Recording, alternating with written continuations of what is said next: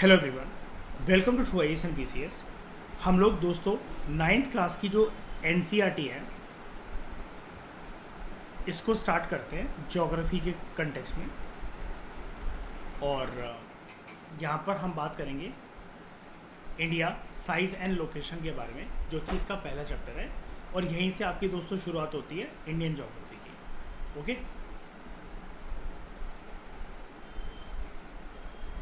तो इंडिया का साइज़ जानेंगे और उसकी लोकेशन जानेंगे वर्ल्ड मैप पे कि अगर एग्जैक्टली हमें इंडिया को देखना है तो हम कैसे पता लगाएं। तो भारत जो है, शुरू में एक प्यारा सा इंट्रोडक्शन आपको राइटर दे रहा है। भारत जो है it is one of the ancient civilization in the world. इसने बड़ी सारी सोशियो इकोनॉमिक प्रोग्रेस जो है पिछले 7 डिकेड में अटेन करी है।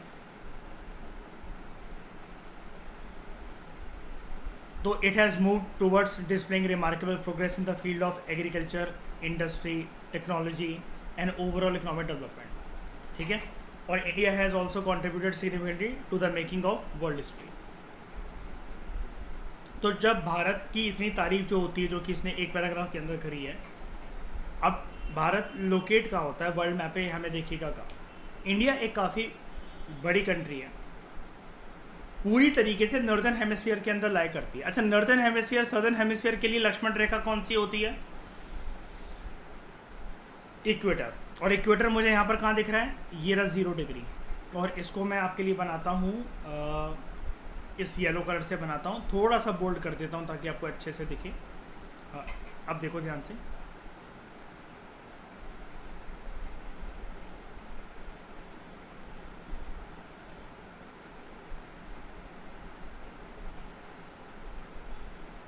देखिए ये वाली लाइन,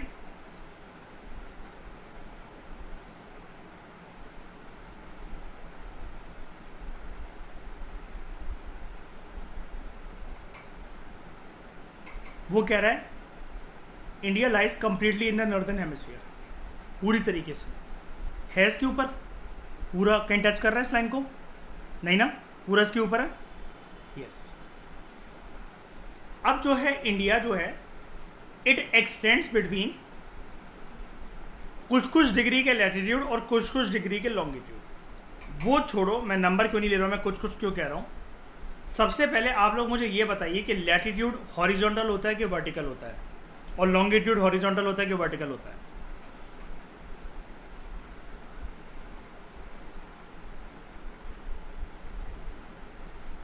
लैटिट्यूड होता है हॉरिजॉन्टल, है ना।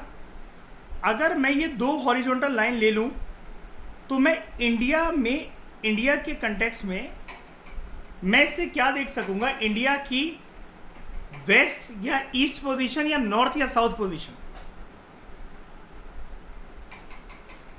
हाँ,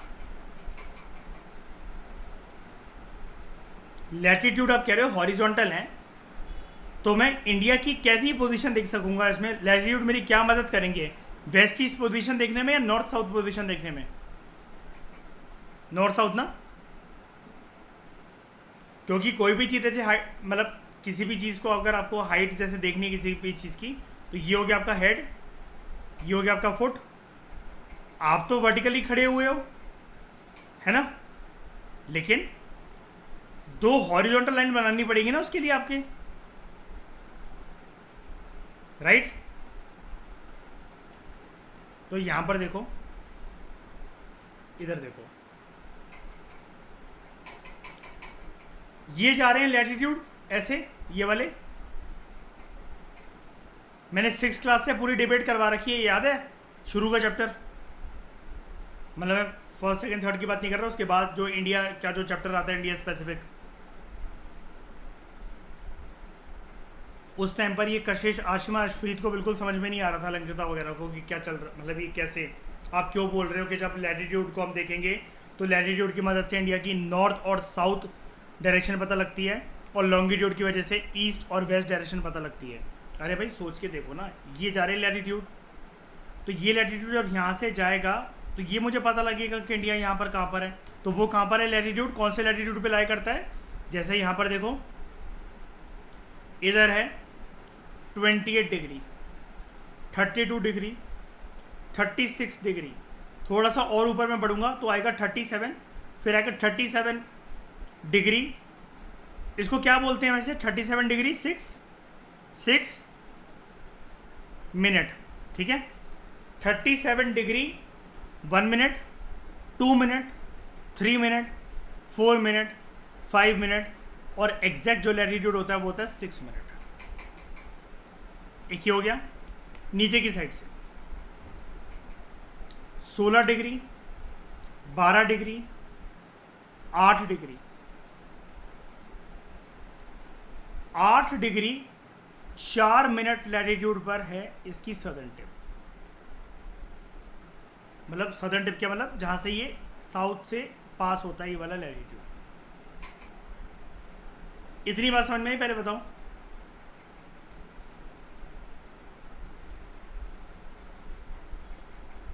तो अगर हमसे कोई पूछे इंडिया का लैटिट्यूडनल एक्सटेंट कितना है, कौन से दो लैटिट्यूड के बीच में लाई करता है इंडिया, तो उसका आंसर क्या होगा? उसका आंसर होगा 8 डिग्री 4 मिनट और 37 डिग्री 6 मिनट, है ना। लेकिन मुझे एक बात समझ में नहीं आई, ये यहां पर ये इसने नॉर्थ और नॉर्थ क्यों लिखा हुआ है?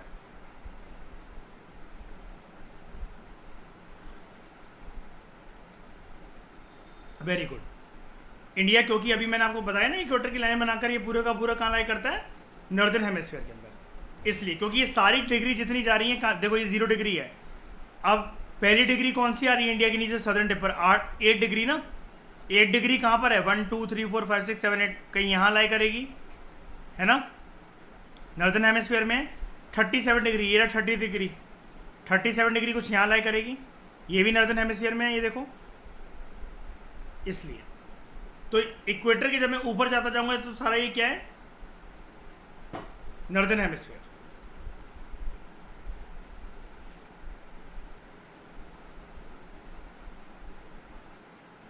समझ में आया?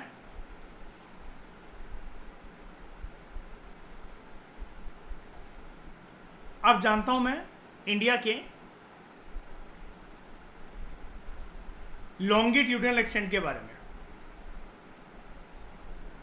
ये वाला हिस्सा, ये वाला हिस्सा, इससे क्या निकल कर आएगा? इंडिया की कैसी लंबाई या चौड़ाई को मैं देख सकता हूं? कौन सी वाली? नॉर्थ साउथ के ईस्ट वेस्ट? ईस्ट और वेस्ट।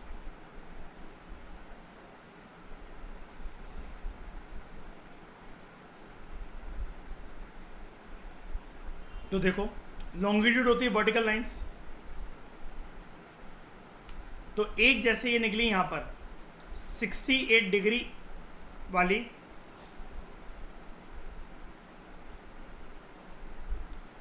अब अगर मैं यहां से आगे चलता जाऊं 68 degree 1 minute, 2 minute, 3 minute, 4 minute, 5 minute, 6 minute, 7 minute, 7 minute, तो 68 डिग्री 7 मिनट पर है इसका वेस्टर्न एंड, और ईस्टर्न एंड 96 डिग्री है ना, 97 डिग्री, और ऐसे 1 2 3 4 5 6 7 8 9 10 11 12 13 14 15 16 17 18 19 20 21 22 23 24 25 मिनट, 97 डिग्री 25 मिनट। लेकिन अब मुझे अगेन एक बात के ऊपर कंफ्यूजन है। बताओ, मिटाओ मेरी इस कंफ्यूजन को। यहाँ पर ये ईस्ट और ईस्ट क्यों दे रखा है?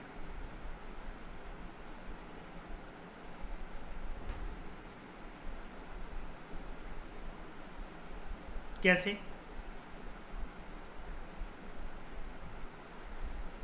वेरी गुड, है ना, प्राइम मेरिडियन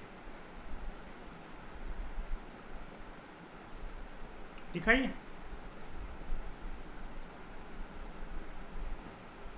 और इंडिया से कहाँ लाई कर रहा है? ये जितनी भी साइड है ये ऊपर आपको, एक मिनट रुकना, ऊपर जितनी भी ये दिख रही है, क्या दिख रही हैं? ईस्ट ईस्ट ईस्ट, है ना, सारी की सारी।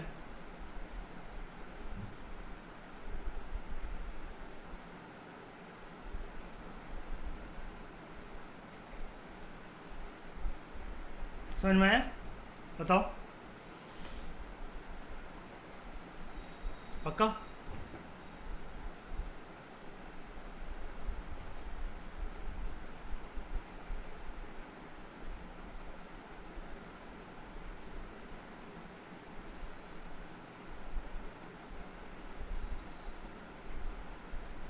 बिल्कुल याद रखने हैं, बिल्कुल कि मतलब सिर्फ यूपीएससी में नहीं, अभी यूपीएससी का मैं कुछ भरोसा नहीं मतलब बोल सकता आपको कि ये आएगा वो नहीं आएगा भाई। स्टेट पीएससी में तो आपको तो पता ही है, आप कुछ भी कहते सकते हो, ये पाप है आपके लिए कि याद रखने की नहीं रखनी है।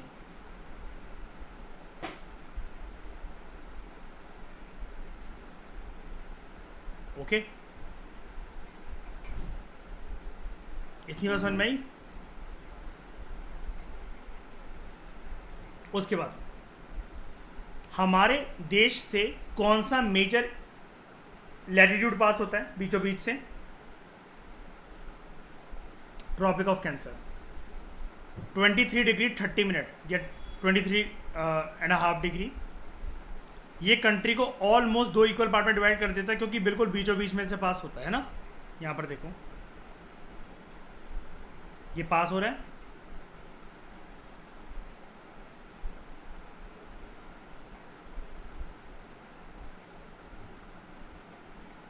ठीक है।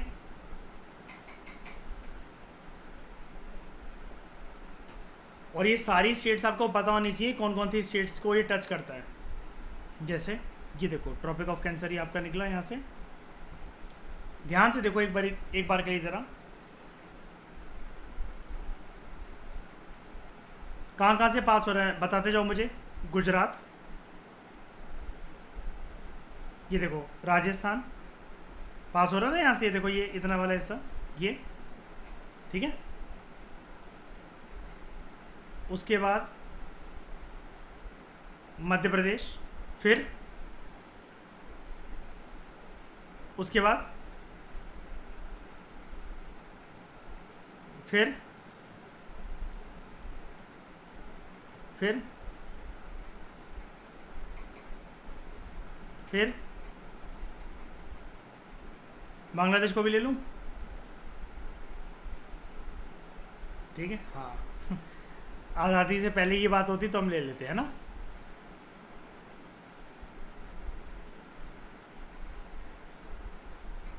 एक सेकंड रुको, हाँ 8 स्टेट्स हैं।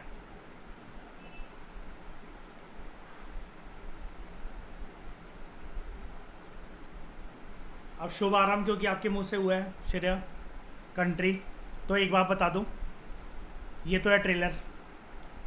दुनिया में जिन जिन कंट्रीज से पास होता है ट्रॉपिक ऑफ कैंसर वो भी याद रखनी है हमें। ज़्यादा नहीं होती है लेकिन यूपीएससी क्योंकि पास में क्वेश्चन पूछ चुका है इसके बारे में, ये क्वेश्चन आते हैं, ठीक है। ज्योग्राफी इसलिए बहुत आसान है, बस आपको माइंड मैपिंग पता होनी चाहिए।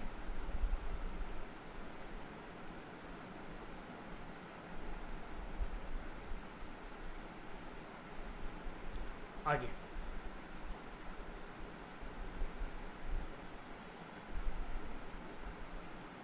तो to the south east and south west of the mainland lies the Andaman and Nicobar islands, in the south east and south west में Lakshadweep islands, in the Andaman Nicobar bay of Bengal और अरेबियन सी में लक्षद्वीप आइलैंड्स, ठीक है।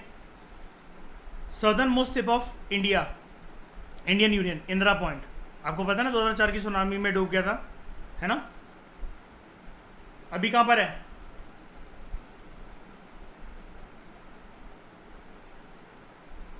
नहीं अभी है कहाँ पर ही है इंदिरा पॉइंट, निकालते क्यों नहीं है उसको?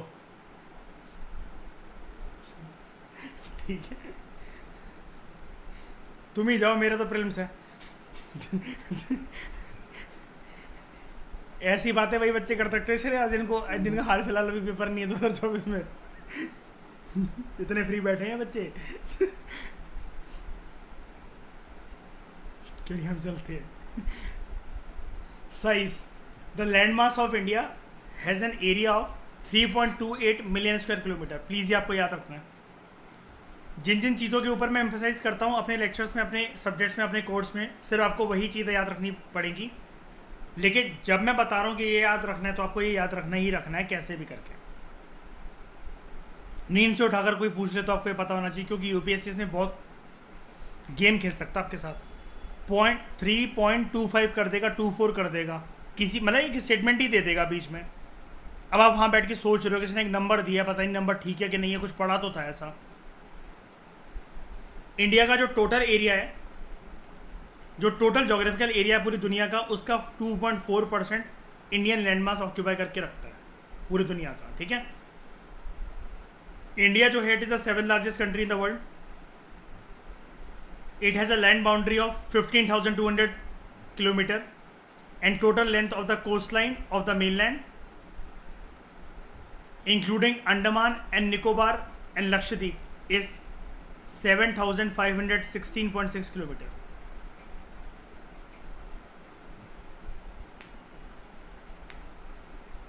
ठीक है, यानी कि मेनलैंड बाउंड्री कितनी है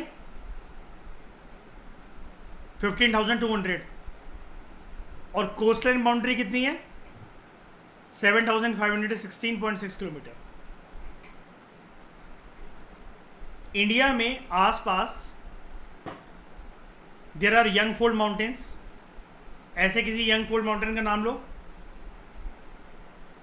Himalayas in the north west, north and north eastern India.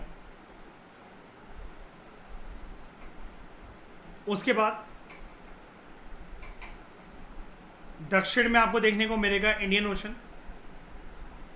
2 seas हैं हमारे पास, Arabian sea on the west and bay of Bengal on the east.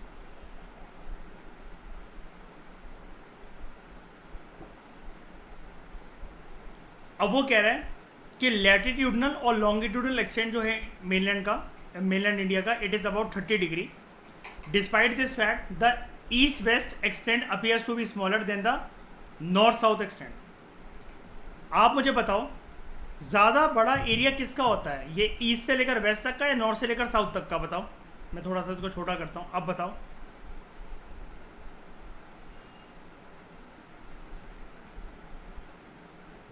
बड़ा किसका होता है? नॉर्थ साउथ ना। लेकिन देखने में ऐसा नहीं लगता जैसे ईस्ट वेस्ट ज़्यादा लंबा हो? नहीं लगता देखने में? अच्छा नहीं, वैसे मैं नहीं नज़रिए की बात कर रहा हूँ मैं, एक वर्चुअल तरीके से अगर आप उसको देखो अगर मैं, तो एक झलक में तो ऐसा लगता है कि जैसे ये बहुत लंबा टिप तक ही जा रहा हो वैसे वहाँ तक है, लेकिन एक्चुअली में नॉर्थ साउथ ज़्यादा बड़ा। 3,214 किलोमीटर। ये सारी बातें हम 6th क्लास में कर चुके हैं, ऐसा कुछ भी नया नहीं है चैप्टर के अंदर, है ना। इसमें वो ज़्यादा चैप्टर ज़्यादा डिटेल में था 6th क्लास वाला, एनसीईआरटी का ही। मैं तमिलनाडु की बात नहीं कर रहा, मैं एनसीईआरटी की बात कर रहा हूँ। वहाँ पर मैं तो ये बहुत खोद कर बता चुका हूँ। ये आशिमा और उनको तो ये समझ में भी नहीं आ रहा था, तो मैंने डिबेट पूरी 1.5 घंटे का लेक्चर बनाया था मैंने सिर्फ इस डायग्राम के ऊपर। और डोंट वरी, ऐसा कुछ भी नहीं है कि मैं यहाँ पर शॉर्ट में बता रहा हूँ, मतलब आप लोगों को समझ में आ रहा है तो ऑब्वियसली बात है। अब लैटिट्यूड लॉन्गिट्यूड उनको नहीं समझ में आ रहा था, कोई बात नहीं, तो मैंने 1 घंटा लगा के समझाया था उनको कि कैसे वर्क करते हैं। 1 डिग्री, 2 डिग्री, 3 डिग्री होता है। हर किसी का, हर सब्जेक्ट का लेवल उतना नहीं होता समझने का, कोई बात नहीं। लेकिन शर्माना मत प्लीज़, पूछ लिया करो, ठीक है। तुम शर्माओगे तो तुम ही घर पे बैठोगे, ठीक है। बाकी तो लोग लबासना में जाकर बर्फ़ के मजे लेंगे।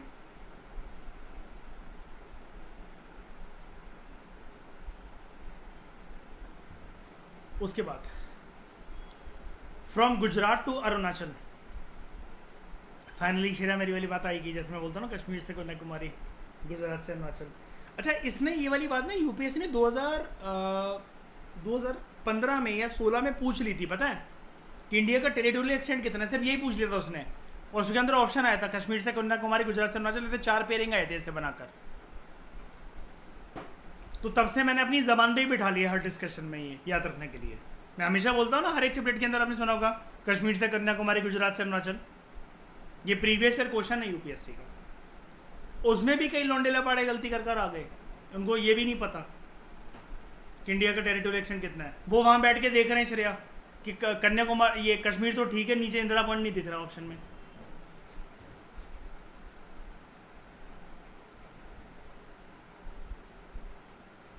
यूपीएससी भी पूछेगा उनसे, कहेगा उनसे, जब पानी के नीचे डूब गया बेटा। तो from Gujarat to Arunachal there is a time lag of 2 hours, आपको पता है ना। सूरज जल्दी कहां पर उगता है?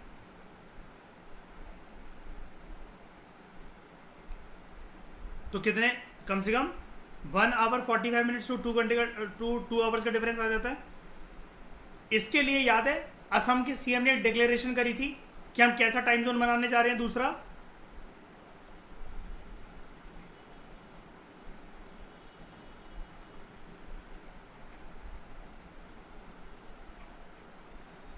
चाय बागान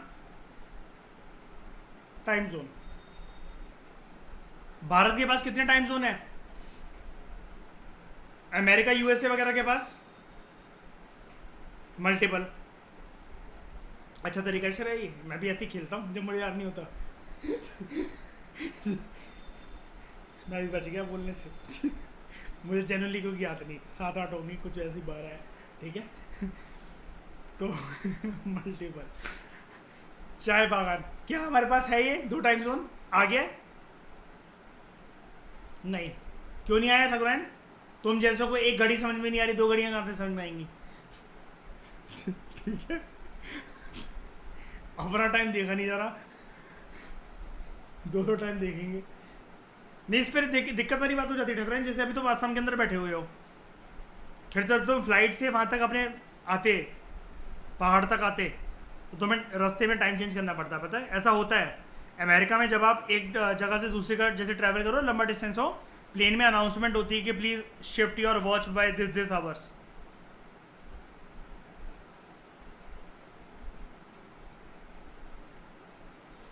आपको पता है अलास्का में कभी रात नहीं होती? अलास्का वगैरह में, मतलब अर्थ के ऊपर, अर्थ पे कुछ ऐसे हिस्से हैं, मैं तो हैबिटेबल एरियाज की बात बता रहा हूँ, अलास्का वगैरह, उधर कभी रात नहीं होती है ना। हाँ, मतलब मैं वैसे कह रहा हूँ कि रात को, मतलब अगर आप 11-12 बजे भी देखोगे ना, जैसे हम लोग अंधेरे में होते हैं, वहाँ खिड़की से रोशनी आ रही होती है इतनी कि जैसे हमारे यहाँ 5:30 6:30 का समय हो रहा होता है।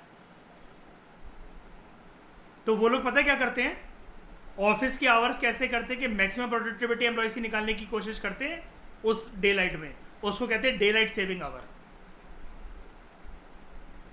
और ये सारी बातें हम पढ़ने वाले हैं, डोंट वरी। ऐसा मैं सोचा मैं रैंडम कुछ भी उठाकर कभी भी कुछ भी पटक रहा हूँ, ये सारी बातें पढ़ने वाले हैं। आपको पता है मेरी आदत कि मैं जो आने वाला होता है कंटेंट के अंदर, मैं उसके बारे में पहले ही आपको पूरा रूबरू कर देता हूँ, ठीक है। तो time along the standard meridian of India, it is taken as the standard time for the whole country. अब यहां पर मैं इसका जिक्र इसलिए नहीं कर रहा है, पासिंग थ्रू मिर्ज़ापुर, सिर्फ मिर्ज़ापुर से कुछ नहीं होगा। साल 2018 का यूपीएससी का क्वेश्चन था कि इंडियन स्टैंडर्ड टाइम जो है, ये लॉन्गिट्यूड जो है, वो कहाँ कहाँ से पास होता है। उसने 4 जगह दी थी, तो उसने वो बोला था बेंगलोर, दिल्ली वगैरह यहाँ से पास होता है क्या, ऐसा कुछ उसने करके 2018 का प्रीलिम्स का क्वेश्चन था, इसने पूछा था। तो स्टैंडर्ड मेरिडियन, ये हमने एक स्टैंडर्ड टाइम अडॉप्ट कर रखा है, इसको लेते हुए, इस लॉन्गिट्यूड को लेते हुए 82 डिग्री 30 मिनट ईस्ट लॉन्गिट्यूड, ये हमारा स्टैंडर्ड मेरिडियन, ठीक है। ना ही अपने 68.7 डिग्री को मानते हैं, मतलब मानने का इन द सेंस कि इंडिया तो वहीं लाया करता है, लेकिन एक फिक्स टाइम जोन तो हमें चाहिए ना। तो हम कौन सा टाइम जोन फॉलो करते हैं? 82 डिग्री 30 मिनट ईस्ट। अच्छा, मुझे एक बात बताओ, मैं यहाँ से लंदन की तरफ जाऊँगा तो टाइम घटेगा कि बढ़ेगा? और अगर इंडोनेशिया की तरफ या ऑस्ट्रेलिया की तरफ निकल जाऊं तो बढ़ेगा। ऐसा क्यों? क्योंकि जीरो टाइम कहां पर होता है, शुरुआत कहां से होती है? Primary Greenwich time, international date line याद है, और वहां से हम आगे बढ़ते रहते हैं तो वो बढ़ता रहता है। और हम कितने घंटे आगे हैं ग्रीनविच मेरिडियन उससे टाइम से? Very good. तो latitudinal extend influences the duration of day and night as one moves from south to north या नॉर्थ टू साउथ।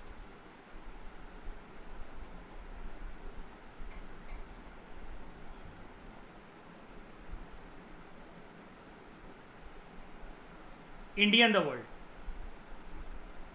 जो इंडियन लैंड मास है, it has a central location between east and west Asia. India Asian continent की एक southward extension है। कैसे? ये Asian continent, ये southward extension हुई ना इसकी कॉन्टिनेंट की। देखो मैंने अगर पर्पल कलर से ही बना दिया, अगर ये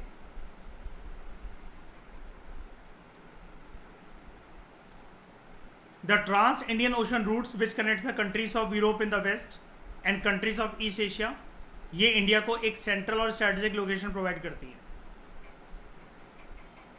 जो हमारा डेक्कन पेनिनसुला है उसकी टिप इंडियन ओशन को टच करती है, which helps the India to establish close contact with West Asia, Africa and Europe from the western coast and with South east and East Asia from the eastern coast.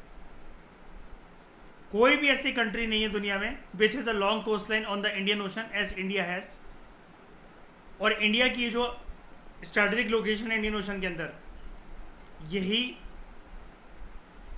और आपको पता ना, मतलब वो कह रहा है कि ओशन इसी के नाम पर है। इंडिया इज़ द, मतलब India is the only country, या कोई भी ऐसी कोई कंट्री नहीं है जिसके नाम पे कोई ओशन हो, है ना। पैसिफिक कोई कंट्री है क्या? एटलांटिक कोई कंट्री है? नहीं ना। लेकिन इंडियन ओशन, तो वो इंडिया के नाम पे ओशन का नाम रखा गया, ठीक है। अब स्विस कैनाल ओपन हुई थी 1869 में, उसकी वजह से जो भारत का व्यापार जो यूरोपियन कंट्रीज के साथ होता है उसका डिस्टेंस जो है वो 7000 किलोमीटर तक कम हो चुका है। ओके,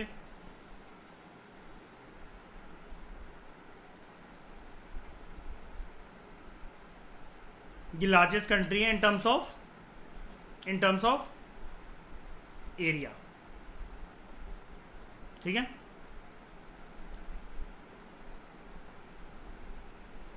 इंडिया को क्या करना चाहिए, ऐसे क्या स्टेप्स उठाने चाहिए कि वो 6 नंबर पर आ जाए, ये इंप्रूव करे अपनी रैंकिंग यहाँ पर?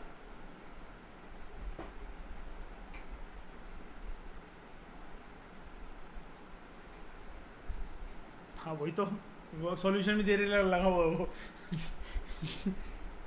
फिर बाद में कवच लगा के कहता है कि नहीं, हो नहीं सकता।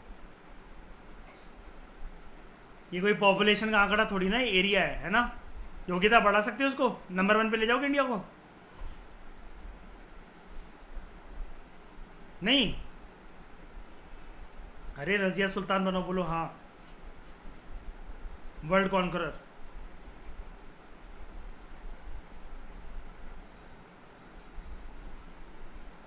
इंडिया का जो कॉन्टेक्ट है with the world, it has continued through ages, but its relationship with the land routes are much older than her maritime contacts. क्योंकि सबसे पहले याद है ना, लैंड रूट्स के थ्रू ही कॉन्टेक्ट होता था इंडिया का।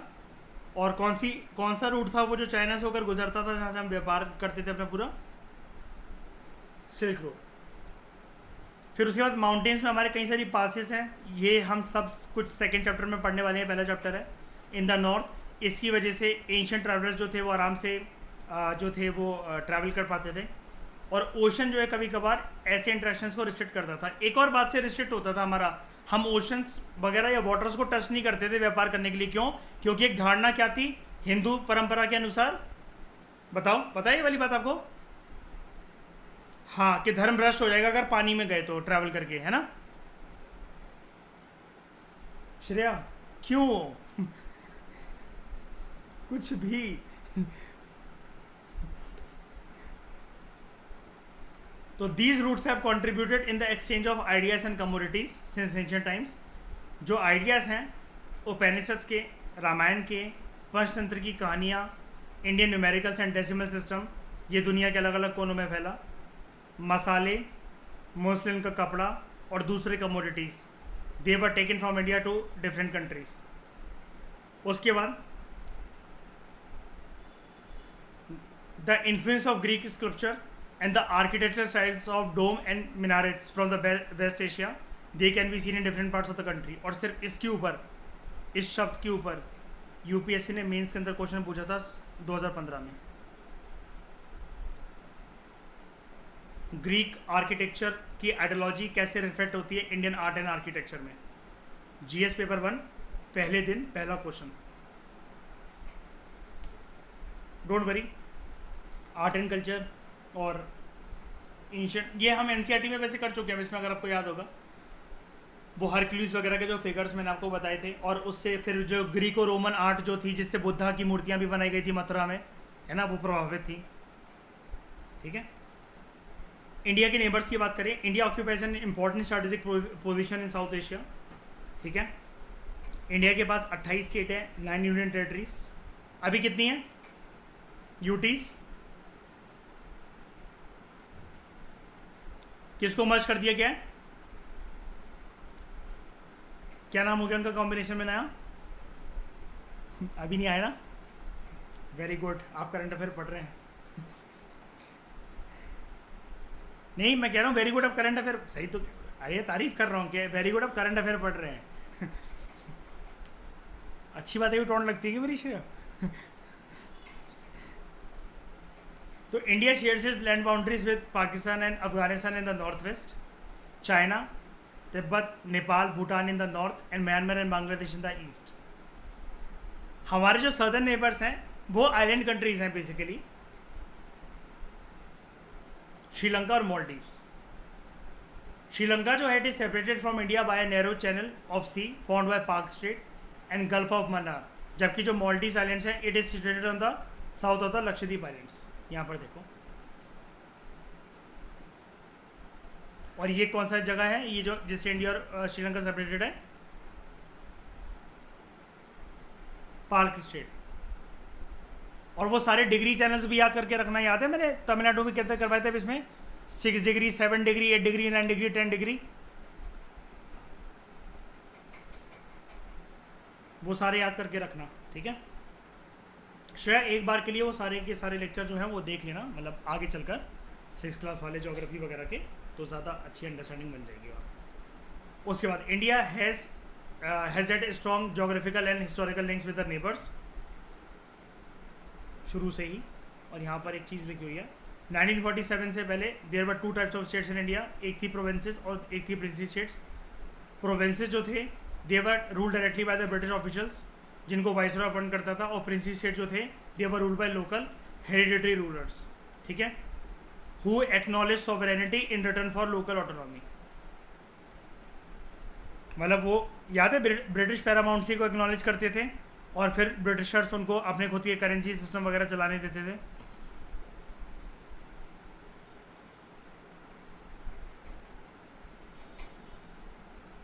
आपको फिर एक चीज़ और याद रखनी है, एक बात याद रखना है, जैसे ये पूछ रहे हैं ना कि classify the states into 4 groups having common frontiers, ये सब चीज़ें ठीक है, लेकिन मैं आपको वैसे ही बता देता हूँ, नेपाल को इंडिया के कौन कौन से राज्य टच कर रहे हैं, ऐसी चीज़ें आपको ये पता होनी चाहिए।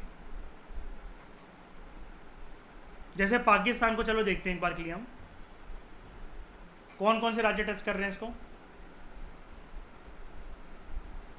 गुजरात, राजस्थान,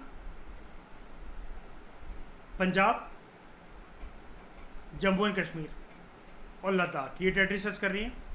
नेपाल को उत्तराखंड, उत्तर प्रदेश, बिहार,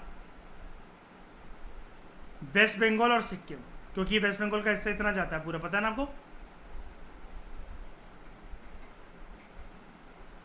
उसके बाद यस, वेरी गुड। और माइक किसके लिए होती है, कौन सी साइड्स होती है किस जानवर के लिए? एलिफेंट्स। म्यांमार, मिजोरम, मणिपुर, नागालैंड और ये देखो अरुणाचल प्रदेश। भूटान नहीं, हाँ भूटान से कौन कौन सी? सिक्किम, वेस्ट बंगाल, ये असम और अरुणाचल प्रदेश। बांग्लादेश, वेस्ट बंगाल, मेघालय, असम, त्रिपुरा, बस डन है। चाइना, सिक्किम, अरुणाचल प्रदेश, उत्तराखंड, हिमाचल प्रदेश, लद्दाख। फिर ये मालदीव्स, कुछ भी नहीं। श्रीलंका, कुछ भी नहीं।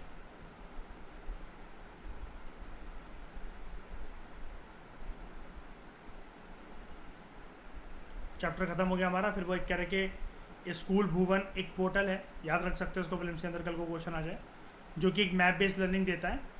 तो ये जो पोर्टल है ये एक इनिशिएटिव है, इसके ऊपर क्वेश्चन आ सकता है। ये NRSC या फिर इसरो बेस NCERT के सिलेबस के बेसिस पर ये बनाया गया है। जितने भी आपके पूरे ये 6 से लेकर 12th क्लास तक के किसी भी NCERT के सब्जेक्ट में मैप जो मिलते हैं ना, आप इनको डिजिटली देख सकते हो गूगल मैप्स की तरह। तो वो है स्कूल भुवन पोर्टल। कुछ भी नहीं रह गया चैप्टर के अंदर। ठीक है, ये कुछ इंटरनेशनल हाईवेज हैं या रूट्स, ये रूट्स आपको देखने नहीं है, वो छोड़ो उसको, हम ट्रांसपोर्टेशन वाले चैप्टर के अंदर बात करेंगे बस। तो छोटा सा चैप्टर दोस्तों, हमने एक ही लेक्चर के अंदर इसको खत्म करा। ठीक है, इस डिस्कशन में फिलहाल इतना ही। Thank you very much for discussion.